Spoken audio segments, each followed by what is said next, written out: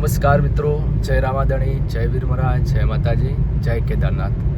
તો ફાઇનલી મિત્રો આપણે ઉત્તરાખંડની યાત્રામાં નીકળી ગયા છીએ અને રાત્રે રોકાણ જયપુરથી પહેલાં એક હોટલ હતી ત્યાં આપણે રોકાયા હતા.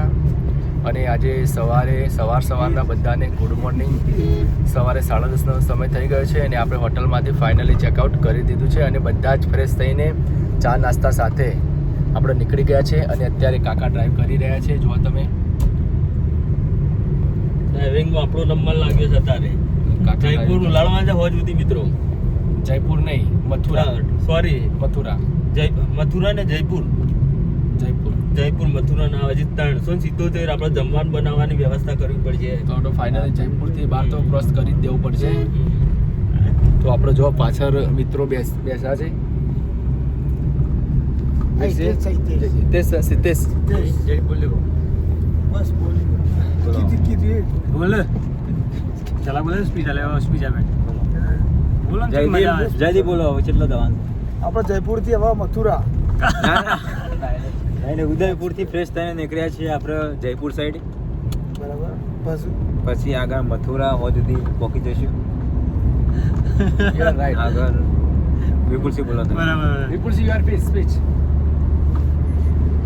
તો હવે આપણે ઉદયપુર એક હોટલમાં રોકાયા હતા. રાત્રે બહુ લેટ થઈ ગયું હતું અને થોડા થાક પણ ફીલ થતો હતો તો થોડો આરામ કરી લઈએ. તો મસ્ત ફ્રેશ થઈ ગયા. સવારે નાહી ધોઈને નાસ્તો કરીને હવે આગળ નીકળીએ છીએ જયપુર માટે. તો હવે આગળ તમને જયપુરમાં બતાવીએ અમારું જે પ્લેસ ફરવાના પ્લાન છે એ તમને બતાવીએ, વિડીયોમાં બનાવો. ને પછી આગળ અમે શું કરીએ છીએ, અમુક પ્લાન તો ફિક્સ નથી, પણ રોકાવાનું કે જમવાનું કઈ રીતનું છે હજી કંઈ ફિક્સ નથી, પણ જ્યાં રોકાશું સ્ટોપ કરીશું તમને અપડેટ આપતા રહીશું. તો જયપુરના દર્શન કરવા માટે, જયપુરનો સારા પ્લેસનો લાવો લેવા માટે વિડીયોમાં બનાવો. અદ્ભુત નજારો. તો જો મિત્રો, બહારનું લોકેશન આપણે ઉદયપુરથી જે હાઈવે છે, ઉદયપુરથી જયપુર રોડ હાઈવે, ત્યાં વચ્ચે લોકેશન આ રીતનું હોય છે. આજુબાજુ ડુંગરા તમે જોઈ શકો છો.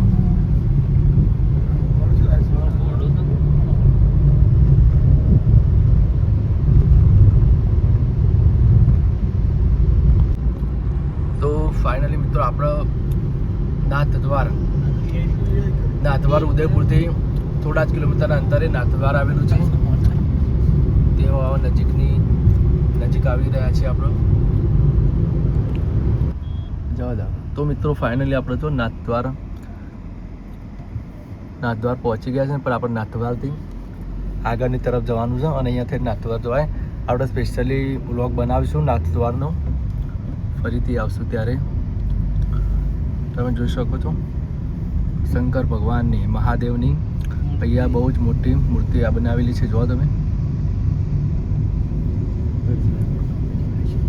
તો મિત્રો, મહાદેવના દર્શન થયા તો કોમેન્ટમાં હર હર મહાદેવ લખવાનું ના ભૂલતા. હમણાંથી દૂર હોય કેદારનાથનું દર્શન કરાવીશું. અને કમ્પ્લીટલી વિડીયોમાં બન્યા રહેજો. તો આપણે કેદારનાથ મહાદેવના પણ દર્શન કરવાના છે. તમે જુઓ.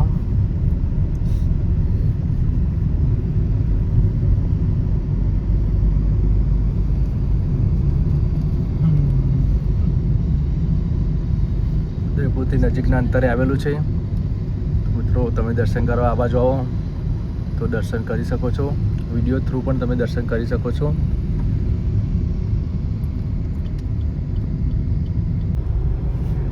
નમસ્કાર. તો મિત્રો આપણે ફાઇનલી જુઓ, અહીંયા લોકેશન થોડું બેસ્ટ લાગ્યું અને આપણે જમવા માટે કોઈ સારી જગ્યા હોય ને, દાખલા તરીકે કે વ્યવસ્થિત ઝાડ નીચે કોઈ શાંત વાતાવરણ જ્યાં પાણી આપણને મળી રહે, કારણ કે આપણે જમવાનું બનાવવાનું છે. તો આપણે જગ્યા શોધીએ છીએ. કોઈ સારી જગ્યા મળે તો ત્યાં આપણે જમવાનું બનાવવાનું છે. બધાને ભૂખ લાગી ગઈ છે કારણ કે 1 વાગવા આવી ગયો છે. અને જયદીપ તો આપણે જે નાસ્તો હતો ગાડીમાં તેને એ નાસ્તો કરી દીધો છે, એ લઈને તો ભૂખ લાગી નહીં. શું કહેવું વીરજી? જયદીપ તો એનું કરી લે. એ વાત સાચી. અને અહીંયાથી અજમેર 155 કિલોમીટર બાકી છે. તો આપણે આગળની તરફ વધીએ. કે આપણે જમવાનું બનાવવાનું સેટ થાય છે.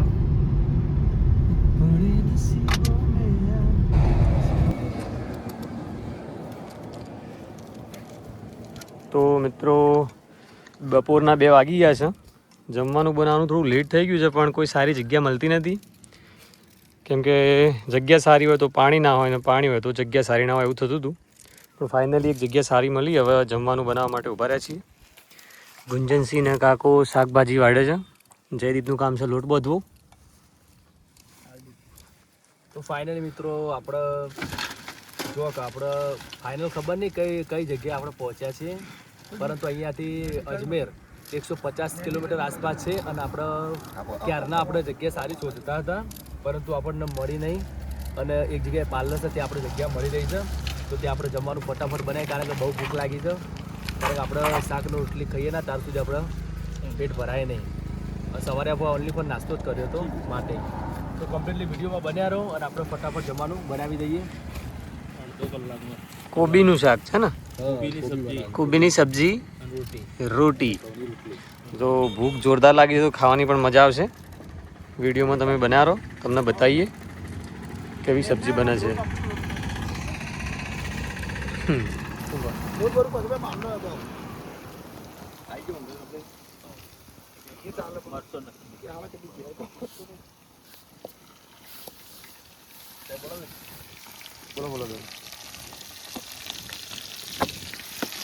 તો મિત્રો આપણે લસણનો વઘાર કરી દીધો હતો.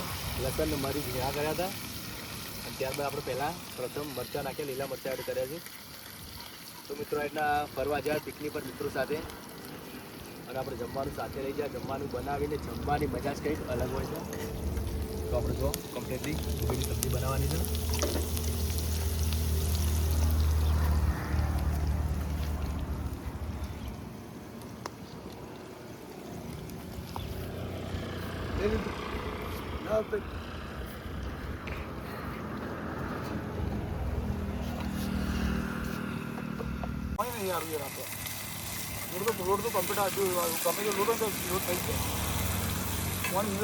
તો ભાઈ નો તો અરે બધું એક જ કરવાનું હતું એટલું, પણ ના પોણી નહીં હોય, ઓછું પડી છે. લોટ તમે બનાવી પણ કાઢો રાખી દો. તેલ મારી દો. એ મારું નથી. તો ફાઇનલી મિત્રો આપણે કોબીની જો સબ્જી બનાવી દીધી છે, તૈયાર રેડી થઈ ગઈ છે. અને આપણે આવા લોટ પણ બાંધીને તૈયાર કરી નાખ્યો છે. રોટલી ગણવાની શરૂઆત કરી નેચે મિલશે, પેપર નેચે મિલશે.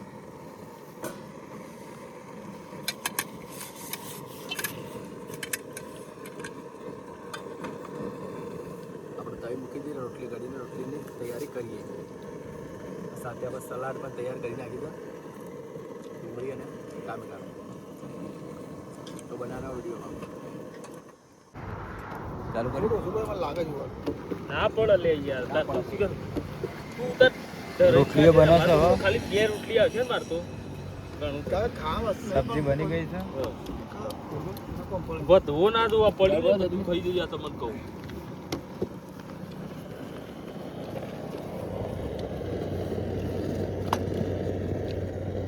રોટલી જો મિત્રો કમ્પ્લીટલી શેકાય છે. ગોળ નહીં બનતી પણ સબ્જી તૈયાર થઈ જશે. જોઈ લો તમે. ગરમ તો નહીં જોજો પા. સટી મારી બને નહીં અલે કોથમીર નાખી દી. બારી બારી શેકી કમ્પ્લીટ તો ફૂલી. મિત્રો ગોળ તો થતી નહીં પણ કોશિશ કરીએ છીએ. તો ફાઇનલ મિત્રો જો હજી રોટલી આપણે ચાલુ છે બનવાની. અને તમે જો જયદીપને ખાવાનું ચાલુ થઈ ગયું. હિતેશ બંનેને 3 વાગ્યા. ભૂખ ના લાગે યાર? વાત સાચી છે. બનાવવાનું તો જો ભૂખ લાગે છે. ગરમ લાગે. જયદીપ કોઈ કેવું છે? ગરમ લાગે. કેવું બન્યું સબ્જી? મજબૂત યાર. એક નંબર. રોહિતના જેવું પિતા એ તો આ તો ઓલે ડોલે પાછો.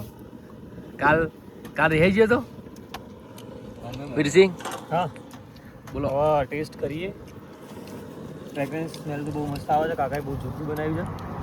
મજા આવશે. ભૂખ પણ તગડી લાગી છે, તો ખાવાની તો મજા જ આવશે. ચલો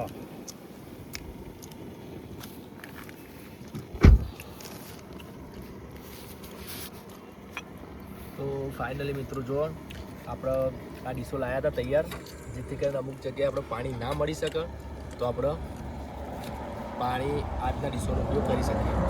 તો આપણે ટેસ્ટ કરીએ ગરમ ગરમ રોટલી સાથે પ્રથમ બાઇટ, અને પણ રાજસ્થાનમાં કોબીની સબ્જી સાથે.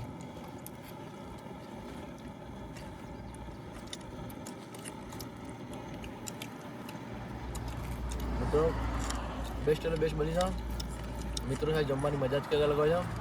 અને 3 વાગે બહુ ભૂખ લાગી છે તો કમ્પ્લીટલી સપોર્ટ કરતા રહેજો.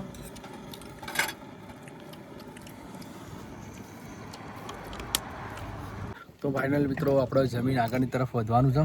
અને જો આપણે વાટકો લાયા નહીં તો આપણે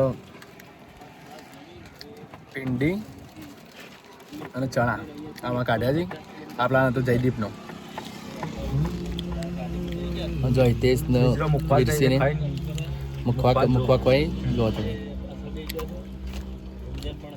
જયદીપનો